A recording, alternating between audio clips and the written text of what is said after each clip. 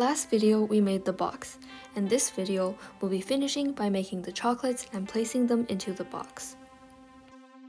Add a cylinder, uncheck constant density and make the X division 36, Y and Z set to 1. Use the green dot on the gizmo to scale it vertically. With the selection mask and line, mask only the vertices on the bottom face, then trim it so that the top face is entirely removed. Optionally, change it to flat shading. This way the folds will be more apparent. Then clear the mask. Next, we want to add frills to this little paper cup. Under the Symmetry tab, turn on Radial Symmetry in the Y direction. Also, keep Planar Symmetry on, because we want to select the vertex on the top and also on the bottom. The symmetry value will be set to 18, which is half of 36. This way we can skip every other vertex. Now with the mask tool, we can select every other vertex easily. You might want to shrink the radius. At this point, we can already make some frills by scaling up using the green cone on the gizmo tool. The green cone will scale up on every axis except for the green one, and similarly for the blue and red cones on the blue and red axes. For a tapering effect, also mask the bottom face and then use the green cone on the gizmo to scale up. Don't forget to clear the mask. As a side note, by default, all back faces are colored orange. You can turn off this color in the settings. Add a sphere for the chocolate itself. I'm lowering the post subdivision parameter, that way I can get a low poly sphere, but this is optional. Also scale and resize the sphere based on where you want the chocolate to be. To flatten the bottom, I'm using the Project tool. Compared to the Trim tool, Project will not introduce new vertices and also produces a rounder effect. Now let's do the toppings. For the first kind, use the Tube tool and set snapping to every point. Use Curve to freehand draw a zigzag. Because we've set snapping to every point, all of these points on the zigzag will already be snapped to the surface of the chocolate.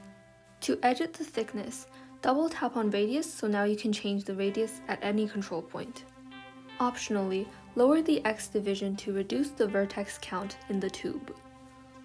And use the yellow control points to adjust the thickness based on your preference. And that's it for the first topping. For the next topping, we'll be making some sprinkles. Start by adding a plane and lower the X division. I've moved the plane to the side so that you can actually see it. Adjust the size of the plane so that it looks like the size of a sprinkle. Make sure this plane is the only selected object in the scene. Then click on Insert. This tool will basically insert copies of the selected object, and it will also snap the origin of it to the surface it's being placed on. Also, when you place the object, make sure to tap and hold, that way you can adjust the rotation. It will automatically switch to the transform mode when you're adding it. After inserting all the sprinkles, they will show up as primitive. A good idea is to merge them so that the scene doesn't become too much to handle. Add some colors based on what you like. I copied the other chocolate so that you can see the two toppings side by side. By the way, if you merge the chocolate with the cup like I did, the entire object will have the same kind of shading. Let's bring back the box from the previous video and also resize the chocolates. With the gizmo tool, click Pivot and move the pivot to the bottom of the chocolate. Now we're ready to insert copies of the chocolate into the box. This is similar to how we inserted sprinkles earlier. Just make sure you have the correct chocolate selected and then use Insert to place it into the box. Make sure to tap and hold so that you could rotate it. And optionally, keep mirroring on or off depending on if you want it to be symmetrical. Optionally, move the chocolates up a bit and use the drag tool to adjust any points sticking out. Give the box some colors. And I decided to add a support at the bottom for the chocolate, which is actually just a copy of the lid shrunk down. Now we have the box, chocolates, and lid. For the bow tie, I'm using the Tube tool, and then I flatten it vertically. Lowering the topology, then I mask the top edge on the bow tie to prepare for trimming. Using the Trim tool, now I only have a thin layer.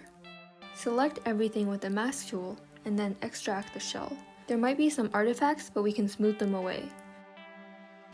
Use the gizmo to move it onto the box and make some small adjustments.